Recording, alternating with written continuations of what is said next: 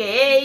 दी है सेंटा साबुन बाबू के नहाए के दी है तौली बाबू के मुँह पोछे के दी है तौली बाबू के मुँह पोछे के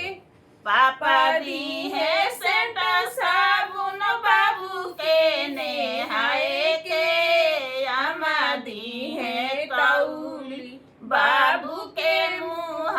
पोछे के अम्मा दी है तौली बाबू के मुँह पोछे के दी है सेंटा साबुन बाबू के नहाए के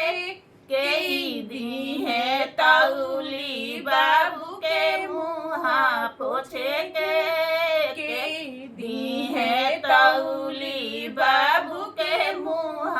पोछे चाचा दी है सेंटा साबुन बाबू के नहाए के चाची दी है तौली बाबू के मुँह पोछे के चाची दी है तौली बाबू के मुँह पोछे के